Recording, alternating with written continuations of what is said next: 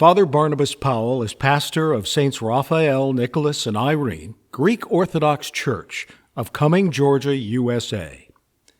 Here's Father Barnabas with Sunday's homily. And that's a good thing and a bad thing. The good thing is that it spreads the news, and one of the reasons why it's hard to find a seat sometimes is because our parish is well known around the country. I just got back from eastern Pennsylvania, where I spoke in 4 churches in 4 days in different parts. We started in Philadelphia and then went over to Harrisburg and then to Strasburg and then to Wilkes-Barre, which should be pronounced Wilkes-Barre. I can't figure out why, but it's Barre apparently. Anyway, I got corrected several times. And I was amazed at the number of people who came out, and it was a wonderful time, and it was great. But it's because your community is well known around the country. So having this social media presence is a good thing and a bad thing. One of the bad things about it is that folks want to fight all the time. They just want to fight. I love, there's a meme that goes around on the internet now and again that I think is hilarious. It says this guy is sitting at his computer and he's looking at his screen intently, and somebody says, honey, it's time for you to go to bed. No! Someone may say something wrong on the internet. I must fix it. We live in a quarrelsome age. We live in an age where quarreling and fighting and fussing and carrying on, and I'm on this side and I'm on that side, to the point where, I don't know if you've ever heard of a lady by the name of Ellen DeGeneres. She went to a ball game, and in the seat, in the special seat there, former President George W. Bush was there, and Ellen and President Bush are friends. And if you know anything about Ellen's politics and you know anything about George Bush's politics, well, let's just say if you want to fight, there's plenty of fight about. And when it came out that Ellen was sitting and joking with the former president, the internet went crazy. How dare she do that? Those that were on her side and agreed with her politically could not imagine that she would sit with that incarnate of evil, George W. Bush, who has in him every demonic and evil idea that has ever existed. And the folks that loved George W. Bush ranted and raved, how dare he sit next to Ellen DeGeneres, that we call Ellen Degenerate, because she's so horrible, she believes such horrible things, and she practices such horrible things. She's evil incarnate. Amazing. To the point that Ellen had to come out. I have a lot of respect for her for this, because if Ellen and I wanted to fight about politics, that'd be easy to do. You've heard me say I'm so conservative I make Ronald Reagan look like a New Dealer. Only the old people laugh at that, because only the old ones know what the New Deal was. All of the young people are going, I didn't hear about a deal. Is there a deal? I want to make sure I get a deal. Is that? Can you get that at Walmart? What's the deal?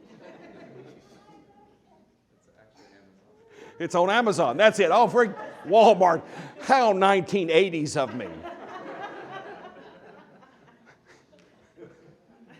Folks, I am so old. I am just so old.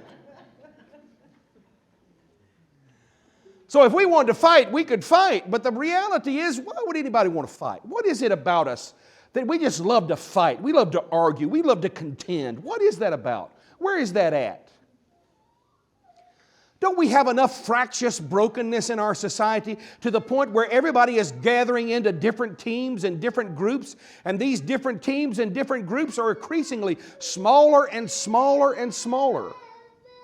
Smaller and smaller and smaller groups where we gather together. We have national group meetings, and we have a newsletter. The people who like this certain shade of pink and all of the other shades of pink are evil and demonic. What is it about us? Well, I'm convinced, brothers and sisters, it's because inside of each of us, you and me this morning, we have a contentious reality in our lives. We both long for community. We long to belong. Did you know, by the way, that they've discovered that one of the major contributions towards let me get my mind right, get my teeth in. Addiction in this country. Do you know what's driving addiction in this country? The crushing modern plague of loneliness. People are lonely. They just came out with a study that the millennial generation that we all the time pile on, those of us who are older, especially the boomers, and then the millennials look at us and say, well, you're the ones that gave us this planet.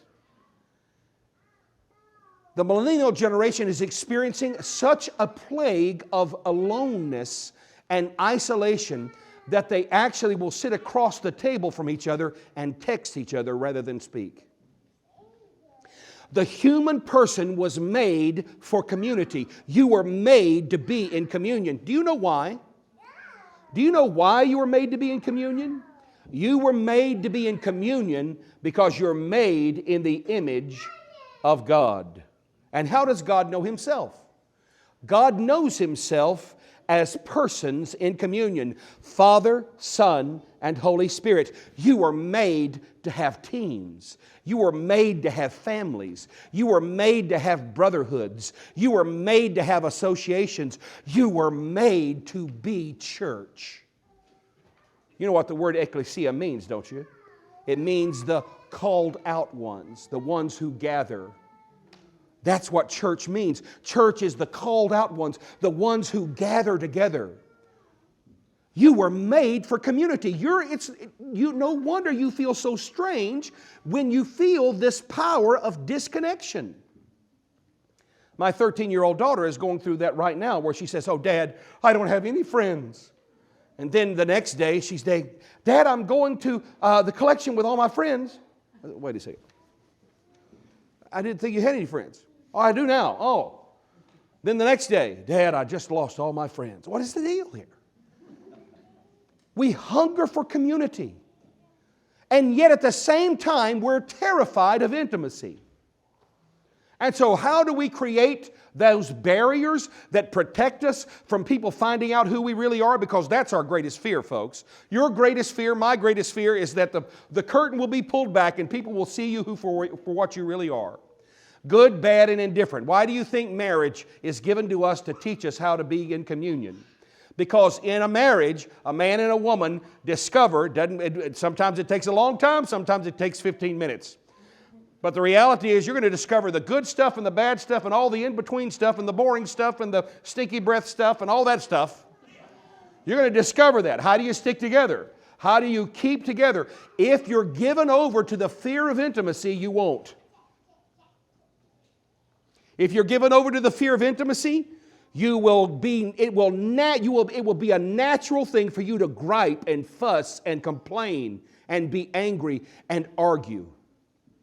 Our spirit of our age is that of arguing and fighting, picking teams and saying the other team is completely evil. It's the reason why the Apostle Paul told young Titus, a new priest in a parish that Paul had established, he said, listen, I want you to insist on two things. We read it in our epistle lesson this morning. He said, I want you to insist on two things in the parish that you're at. First, insist the people busy themselves with good works. You see, folks, you don't have time to argue if your hands are busy. You don't have time to fuss and complain and be constantly a source of negativity if you're busy doing good things. That's one of the reasons why I'm convinced that our community has grown so much. And our community has become such a unified community because this parish is busy doing good works. I just saw the picture of all the wonderful ladies making our prosphora. By the way, do you know that we're the envy of all the other priests in the country, for heaven's sake? Do you know, I talk to some of my priest friends and they say, Father, I have to make my own prosphora. I say, you do? Oh, you poor, poor man. Ain't you got no prosphora ministry? That's lousy grammar, but it's good theology.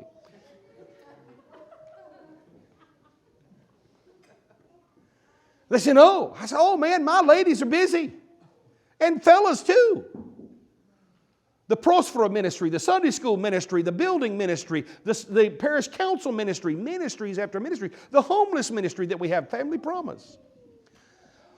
Make sure, Paul says, that your people are busy doing good things, because as long as they're busy doing good things, they can't constantly focus on what they're angry about or what they're upset about or what they're missing or what they wish they had or what they wish they didn't have and complain. I'm convinced, brothers and sisters, the modern age of bickering and fighting and complaining has stemmed because we ain't busy enough.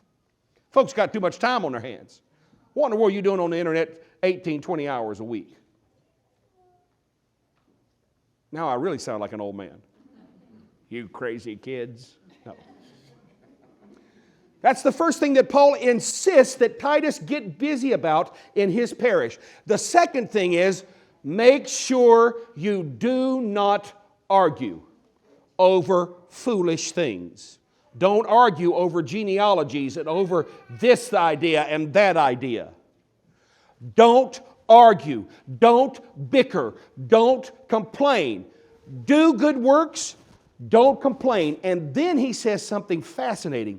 He says, mark that one that is constantly fussing and carrying on. Mark them.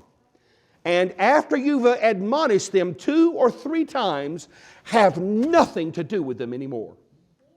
Because they are a danger to your cohesiveness, to your community.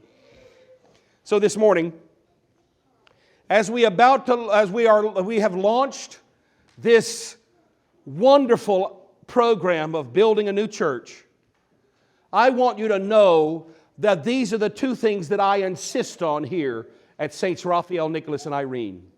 I insist that you understand the power of being busy doing good things. And I insist that we don't waste time arguing and complaining and bickering and fighting with one another. And those folks who insist on arguing and complaining and bickering and fighting, mark them. And eventually know they are not the future of this parish. They are not the friends of this parish. Now, that doesn't mean we can't disagree. I disagree with myself, for heaven's sake. Not often, but I do. It doesn't mean we can't disagree, but a constant spirit of complaining and bickering, brothers and sisters, in this moment in the life of our parish is deadly to the future of our community. And look at all these babies. We need a house for those children. Do you understand me? All these babies scattered all through here. I love the old saying, if you don't hear crying, your parish is dying. I like that. So mom and dad, when babies get a little fussy, for heaven's sake, don't expect a little kid to sit quietly while a fat man in the front yells at them for 30 minutes. Come on. Be reasonable, people. Just kids.